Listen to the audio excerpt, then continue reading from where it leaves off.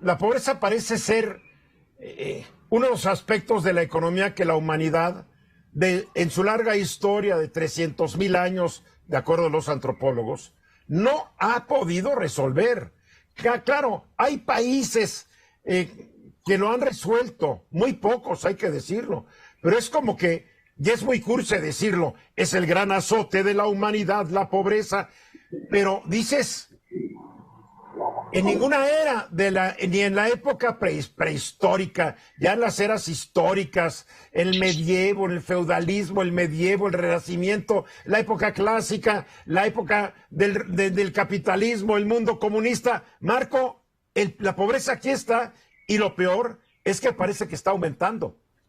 Crece y crece, desafortunadamente, mi estimado Eduardo, y eso tiene que ver con un problema. Se han logrado avances, pero son poco sostenibles. A la primera crisis económica retrocedemos en forma importante, y es lo que está pasando en nuestro país. Recordemos que antes de la pandemia teníamos crecimiento económico insuficiente. Viene la pandemia, salimos de la pandemia, empieza a reactivarse la economía y viene el problema inflacionario a nivel mundial y la invasión de Rusia a Ucrania, que altera el tema alimentario, el tema de los energéticos. La estamos pasando muy mal y la gente en pobreza la está pasando peor. A ver, pero tengo que decir una cosa, que cada vez que ocurre algo, a México se la lleva el tren. Pero hay ciertos países que aguantan mejor estas crisis globales. Sí. ¿Por qué las aguantan mejor esos países y México no? Oye, México es un país que va a cumplir 200 años de vida independiente. Los países del Báltico, Estonia, por ejemplo, apenas se liberó en el 89 y está registrado mejores desempeños que México. No lo entiendo. Sí, mucho tiene que ver porque estos países tienen algunos programas que anticipan estos golpes. Por ejemplo, seguros contra el desempleo, lo cual aminora pues el efecto de esta pérdida temporal del empleo de algunos grupos y evita que caigan en la pobreza. Otros tienen apoyos adicionales en materia alimentaria. Nosotros tenemos políticas sociales bastante débiles todavía y que no responden a estos movimientos de la economía poco ágiles. Y un país en donde se pagan pocos impuestos y donde el ingreso fiscal del gobierno como porcentaje del Producto Interno Bruto es sumamente bajo comparado con los de esos países. Y para acabarla de fregar, pues viene el anuncio de la CEPAL, que dice que debido precisamente a esta afectación con menor crecimiento, más inflación y alza de tasas de interés, probablemente en la región haya un crecimiento de la pobreza extrema y de la pobreza en general. Y para nuestro país calcula que este efecto tendrá como consecuencia que se sumen 2.5 de millones de personas más en pobrezas. Que esto se viene sumando, Eduardo, a lo que se había calculado con la medición de la pobreza en el 2020 comparado con el 2018, que son alrededor de 3.8 millones, lo cual acumularía del 18 al 22 6.3 millones de pobres más en nuestro país. ¿Qué podemos hacer, Eduardo? Primero hay que revisar qué se ha hecho, y aquí las cuentas no me salen. Si bien es cierto que el gasto total en desarrollo social ha crecido de 150,000 millones de pesos en el 2019 a casi el doble, a 299,000 millones en el 2022, lo cierto es que el número del padrón de beneficiarios se ha reducido a la mitad. Pasamos de 26 millones en el 2019 a 12 millones en el 2021. 14 millones de personas salieron de los programas de beneficio de apoyo social, una reducción del 55%. A ver, pero no entiendo. A ver, tenemos apoyos a madres solteras, tenemos apoyos a adultos mayores, tenemos apoyos a jóvenes construyendo el futuro, tenemos un bolón de apoyos. ¿Cómo puede bajar el padrón si nos han dicho en las conferencias de prensa y en eventos políticos de Morena que más que nunca hay gente protegida por estos programas sociales?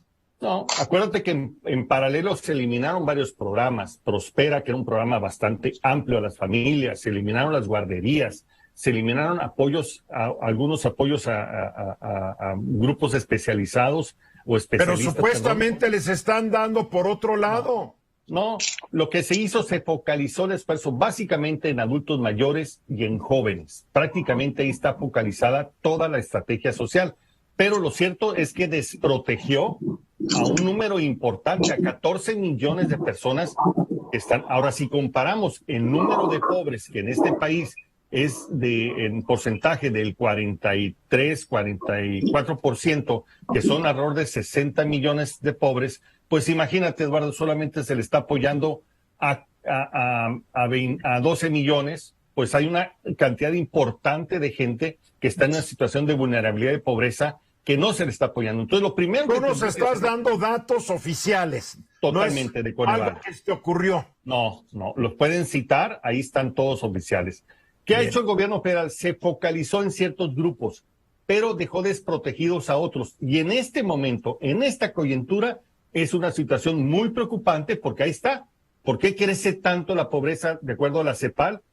Pues porque no tienen protección. Entonces son muy sensibles a cualquier cambio en los ingresos o en los gastos que tienen que hacer, como bueno, ya en este momento. Y se demuestra porque la economía informal va en aumento. Totalmente. Va en aumento la gente que gana hasta 2 salarios mínimos o hasta 3 salarios mínimos. O sea, los números no son muy optimistas. Y son números. Y además, focalizaron e incrementaron el apoyo a los adultos mayores. No digo que no esté bien, pero eso no podría ser en desprotección de otros grupos. ¿Tú sabes por qué lo hacen? Se han hecho estudios. Porque el adulto mayor sí vota y llega a las urnas y muchos chavos no votan, no les interesa. Pues ¿para qué ayuda a quien no va a votar, verdad? Luis Miguel. La verdad, sí. Alguna de las observaciones que se hicieron en la pandemia es que estos programas de apoyo deberían de reconocer una nueva realidad de pobreza que generó la pandemia. Dicho de otra manera, la crítica era los programas siguieron haciendo lo que habían pensado hacer desde antes de la pandemia. No hubo ajustes significativos para incorporar la nueva realidad de la pandemia.